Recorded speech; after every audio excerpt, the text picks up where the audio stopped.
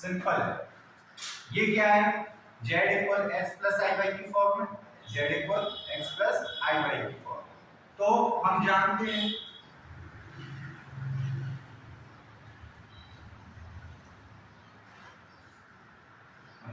हैं कि मापांक बराबर क्या होता है, मापांक को हम क्या बोलते हैं, mod of z। Mod of z क्या होता है, under root of x square plus y square. Clear है। सो अंडर रूट ऑफ, यहाँ x की वैल्यू क्या है आपकी -1 का स्क्वायर, y की वैल्यू क्या है आपकी माइनस का अंडर रूट ऑफ 3 का स्क्वायर। करेक्ट। नेक्स्ट स्टेप में क्या आएगा आपका, अंडर रूट ऑफ 1 का स्क्वायर क्या हो गया 1, अंडर रूट 3 का square 3, so under root of 4 और इक्वल में क्या आ गया आपका 2, which is the value of मापांक। ये काय की वैल्यू है, मापांक। ठीक है। अब हमें क्या निकालना है, पूर्णांक। तो पूर्णांक देखो क्या आएगा, पूर्णांक निकालने के हमने आपको पूर्णांक निकालने का जो फॉर्मूला होता है वो क्या होता है, ध्यान दीजिएगा।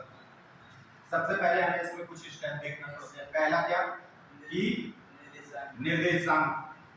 तो हमने देखा निर्देशांक क्या होंगे, x की वैल्यू और y की वैल्यू। x की वैल्यू क्या है -1, y की वैल्यू क्या है -√3। क्लियर है। तो आपके जो साइन है वो क्या है माइनस। ये किस निर्देशांक में होते हैं, थर्ड क्वाड्रेंट। किसमें होते हैं, थर्ड क्वाड्रेंट में होते हैं।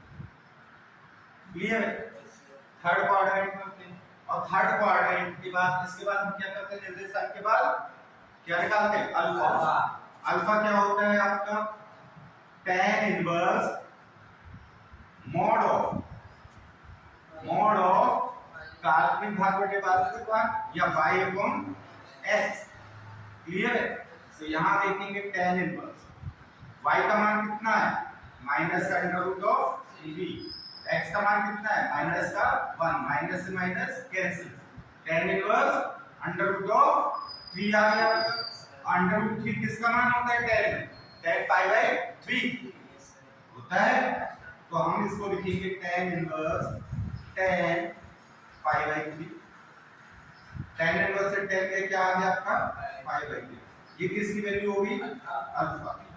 अब हम क्या देखते हैं कि अगर आपके निर्देशांक थर्ड क्वाड्रेंट में है तो हम थीटा लिखते हैं। थीटा क्या होता है, माइनस का पाई माइनस अल्फा, यही होता है। तो माइनस पाई, ऐसा ही अल्फा की वैल्यू क्या है आपकी पाई बाय। क्लियर। तो ये हो जाएगा माइनस का 3 पाई माइनस पाई कितना हो गया 2 पाई बाय 3, जो कि क्या है आपका पूर्णांक। क्या है पूर्णांक। क्लियर। हमें ध्यान रखना है अल्फा की वैल्यू होती है tan inverse modulus y upon x। y क्या होता है, ये आपका काल्पनिक भाग बटे वास्तविक भाग। ठीक है, समझ में आ गया है। इस मॉड को जो लगाना है क्या, क्वेश्चन नंबर 4 क्या है, इसका ध्रुवीय रूपांतरण करना है ना। ध्रुवीय रूपांतरण कैसे कहते हैं, कैसे करते हैं। आपके पास सवाल दिया है x प्लस आई वाई की फॉर्म में, किस फॉर्म में, x प्लस आई वाई की फॉर्म में। हल कैसे करना है, माना z बराबर क्या है आपके पास -1 प्लस i। क्लियर है।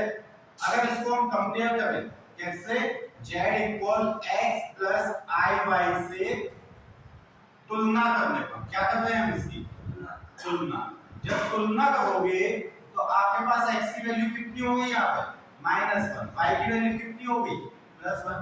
यही है ना सवाल आपका। क्लियर है। तो हम x इक्वल क्या पता कर, ध्रुवीय रूपांतरण करते समय इसको समीकरण 1 दे देना। हम x इक्वल क्या पुट करेंगे r cos थीटा और y इक्वल क्या पुट करेंगे r sin थीटा।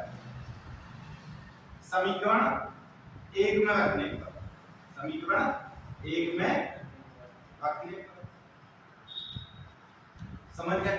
समीकरण 1 में जब आप रखोगे तो z इक्वल क्या हो गया, r cos थीटा और प्लस का i r sin theta, correct. यहां से r कॉमन ले लो तो क्या आ गया आपके पास cos theta plus i sin theta. कोई दिक्कत है? नहीं है, ये आ गया। इसको ले लीजिए समीकरण 2। यही होता है आपका ध्रुवीय रूपांतर। जब हम x i y की फॉर्म को cos थीटा और sin थीटा की फॉर्म में चेंज कर देते हैं तो वो क्या हो जाता है आपका ध्रुवीय रूपांतर हो जाता है। अब ये ध्रुवीय रूपांतर पूर्ण रूप से तब हो जाएगा जब यहाँ आप आवर्त थीटा की मान रख देंगे। तो r क्या होता है आपका, हम जानते हैं कि मापांक बराबर क्या होता है, मापांक को ही हम क्या बोलते हैं, r बोलते हैं। क्या होता है under root of x square plus y। तो क्या आ जाएगा अंडर रूट ऑफ x का मान कितना है यहाँ -1, तो ये हो जाएगा -1 का स्क्वायर। y का मान कितना है 1, तो 1 का स्क्वायर। जब आप इसे ओपन करोगे तो ये आपको मिलेगी यहाँ पर r की वैल्यू अंडर रूट ऑफ। कोई दिक्कत है? नहीं, समझ में आ गया। अब हम निकालेंगे क्या, कोण थीटा। भाई ध्रुवीय रूपांतरण के लिए आपको यहाँ r और थीटा का मान तो रखना ही है, ठीक है। अब देखिए थीटा कैसे निकाला जाए। थीटा निकालने के लिए सबसे पहले निर्देशांक, ठीक है, कि किस क्वाड्रेंट में। तो आपके पास यहाँ x और y की जो मान है वो कितने हैं, -1 और 1। मीन टू से आपको साइन जो मिले वो क्या मिले माइनस और प्लस। ये किस क्वाड्रेंट में आते हैं, ये सेकंड क्वाड्रेंट। किस क्वाड्रेंट में है, सेकंड क्वाड्रेंट। इसके बाद हम क्या निकालेंगे, अल्फा। अल्फा क्या होता है, tan inverse mod of y upon x। tan inverse y का मान कितना है 1, x का मान कितना है -1। tan इनवर्स क्या आ गया -1 और मॉड के बाद जब आप इसे लिखोगे तो क्या हो जाएगा tan इनवर्स 1। और 1 किसका मान होता है tan π/4। tan इनवर्स से tan कैंसिल, क्या आ गया π/4। ये किसका मान आ गया अल्फा आ गया। क्योंकि सेकंड क्वाड्रेंट में है तो थीटा क्या लिखते हैं सेकंड क्वाड्रेंट में, माइनस का पाई माइनस नहीं सर, माइनस का पाई नहीं, pi minus alpha, pi minus alpha, pi minus alpha. क्या हो जाएगा पाई माइनस अल्फा का मान कितना है π/4। 4 से पाई जाएगा कितना हो जाएगा 3π। ये किसका मान आ गया थीटा का, जो कि कोणांक का। अब हम r और थीटा का मान कहां रख देंगे, समीकरण नंबर 2 में। आप क्या लिखोगे, r व थीटा का मान समीकरण 2 में रखने पर समीकरण 2 क्या है, ये z बराबर r का मान कितना है √2 ब्रैकेट में cos थीटा का मान कितना है 3π प्लस i sin थीटा का मान कितना है 3π। आंसर क्लियर है, चेक कर लो।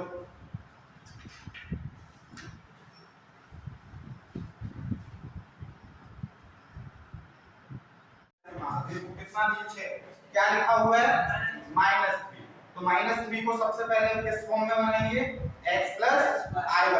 किस फॉर्म में x iy। x iy की फॉर्म में आप देखते हैं आपको रियल पार्ट दिया है, इमेजिनरी नहीं है। तो इमेजिनरी के लिए हम उसे क्या लिख लेंगे -3 प्लस 0y। तो जैसे सीधे आंसर मत किया तो भूल गए होगा, हमने बताया नहीं है। आपका अगर रियल पार्ट दिया है तो इमेजिनरी जोड़ दो, इमेजिनरी दिया है तो रियल जोड़ दो 0 करके। जैसे सवाल नंबर 6 क्या है -3। सबसे पहले इसको -3 सबसे पहले इसको हम x iy की फॉर्म में लिखेंगे। तो क्या लिखोगे z बराबर -3 प्लस 0y। समझ गए। अब इसका ध्रुवीय रूपांतरण कर लो। ध्रुवीय रूपांतरण कैसे करोगे, x की जगह वास्तविक भाग की जगह क्या लिखते हैं? r cos थीटा, है ना? Yes, sir. और बेसिकली भाग की जगह r sin थीटा। हम क्या लिखेंगे? -3 इक्वल r cos थीटा और 0 इक्वल r sin थीटा रखने पर रखा तो z क्या हो गया आपका? r cos थीटा और प्लस का ir sin थीटा। नहीं समझे? समझ गए? यहां से हमने r ले लिया कॉमन, तो क्या आ गया? cos theta plus i sin theta. इसको दे दो समीकरण नंबर 2। एक तो ये हो गया, ये आपका सॉल्व हो जाएगा अगर आपके पास r और थीटा के मान है। तो हम जानते हैं क्या? हम जानते हैं कि r इक्वल क्या होता है? Under root of X square plus Y. X की वैल्यू क्या है? -3 का स्क्वायर। वाई की वैल्यू क्या है? 0 का स्क्वायर। क्या हो गया? अंडर रूट ऑफ 9 और r की वैल्यू कितनी आ गई? 3। कोई दिक्कत है? नहीं है। अब थीटा का मान निकाल दो। तो थीटा का मान निकालने के लिए वही प्रोसेस है। सबसे पहले क्या चेक करना है? निर्देशांक, है ना? तो हम कैसे करेंगे? स्टेप 1,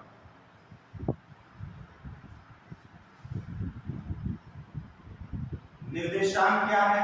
इस क्वाड्रेंट में है, देखो x का मान है माइनस और y का मान है प्लस,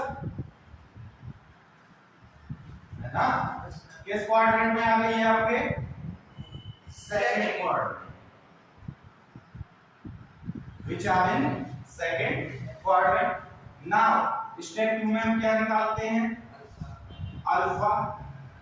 अल्फा निकालने का फॉर्मूला क्या होता है? tan inverse mod of y upon x। हमने क्या लिख लिया? अल्फा बराबर tan इनवर्स y का मान कितना है आपका?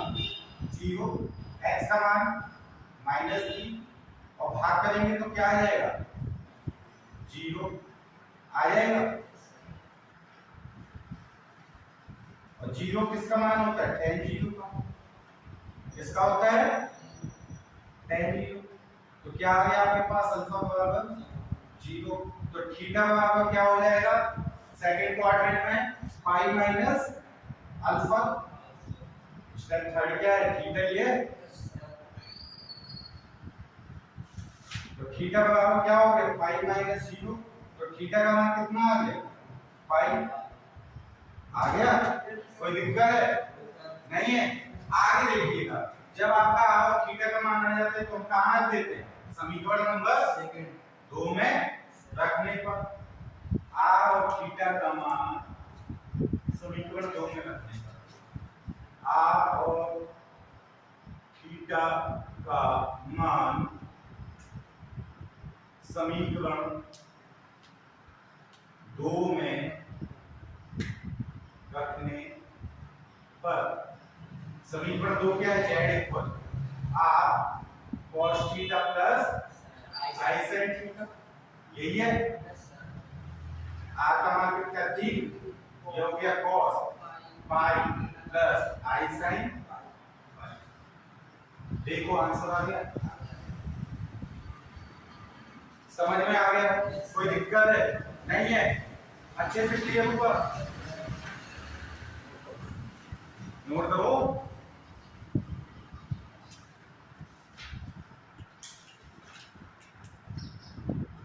5.3 में क्या है? क्वाड्रेटिक इक्वेशंस है। क्या है? क्वाड्रेटिक इक्वेशन, द्विघात समीकरण, जिसके हमें हल निकालने हैं। हल कैसे निकालने हैं? हल निकालते हैं दो तरह से। दो फॉर्मूले होते हैं आपके पास। एक तो गुणनखंड विधि से सॉल्व कर सकते हैं, फैक्टराइजेशन मेथड से, और एक श्रीधराचार्य नियम से। कैसे? श्रीधराचार्य नियम से। तो हम कोई भी एक कर लेंगे। सबसे बेस्ट होता है श्रीधराचार्य। क्या होता है? श्रीधराचार्य। अंडर रूट ऑफ -1 की वैल्यू कितनी होती है? Under of -1। लिखो under root of -1। Under root of -1, under root के अंदर -1, बताओ कितनी होती है? 0. गधे।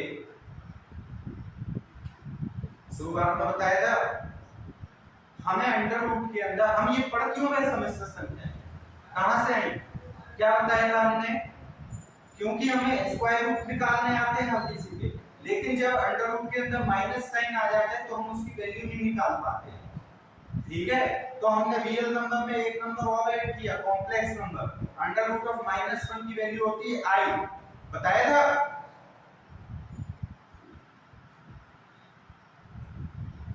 नहीं बताया था फिर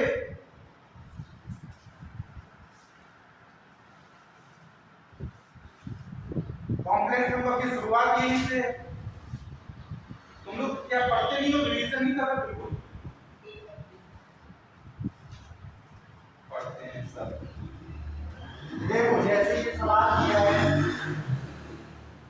क्वेश्चन नंबर 8 देखो 8 नहीं क्वेश्चन नंबर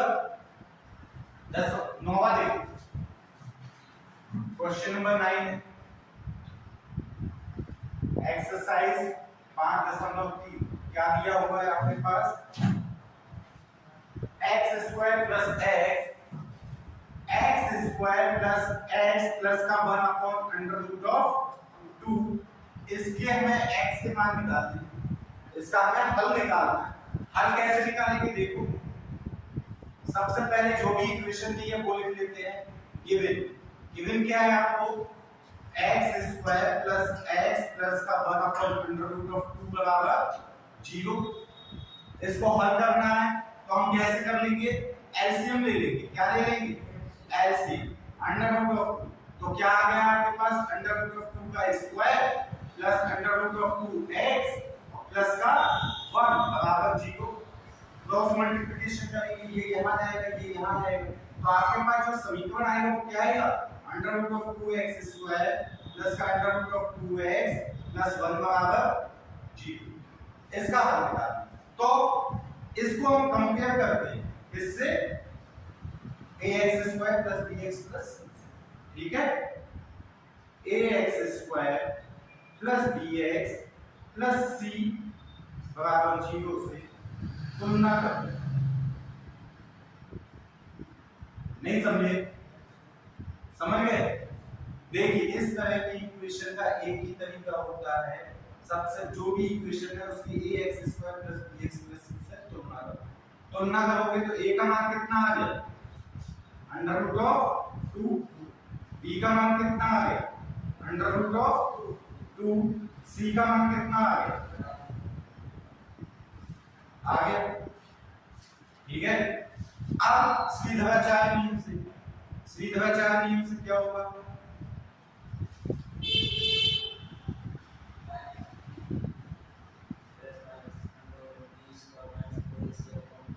x बराबर -b plus minus under root of b square minus 4ac upon 2a मान रखोगे तो क्या हो जाएगा x बराबर देखो b का मान कितना है अंडर रूट ऑफ 2 है तो माइनस का क्या लिख लिया तुमने under root of 2 plus minus under root of b है b का मान कितना अंडर रूट 2 तो अंडर रूट 2 का स्क्वायर कितना हो जाएगा 2 माइनस का 4 a का मान कितना है अंडर रूट 2 यही है c का मान कितना है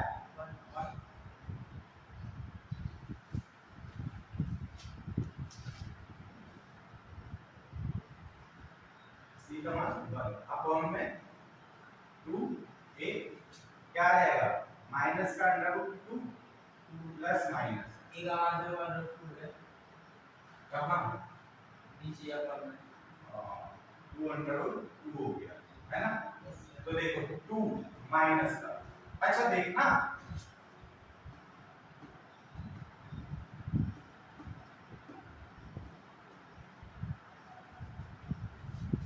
देखो अंडर रूट 2 का स्क्वायर कितना होता है 2 अंडर रूट 2 पावर 4 कितना हो जाएगा 4 हो जाएगा होगा नहीं समझे हम इसको क्या लिख लेंगे अंडर रूट 2 पावर 4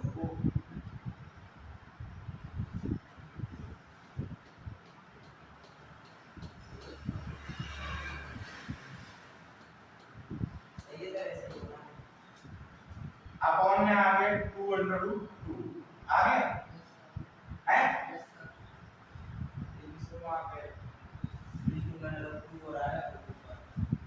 हाँ √2 ही आएगा यही होगा इसको √2 का स्क्वायर लिख देंगे है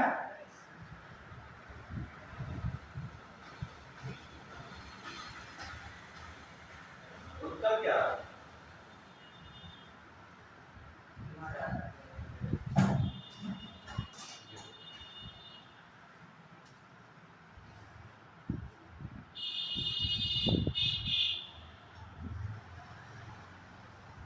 देखो ये आ गया इसको हमने लिखा माइनस का √2 प्लस माइनस √2 यहाँ देखो इसको हम √2 का स्क्वायर लिख देते हैं और माइनस का √2 पावर 5 हो गया जब आधा समान करते जुड़ जाता है ना अपॉन में 2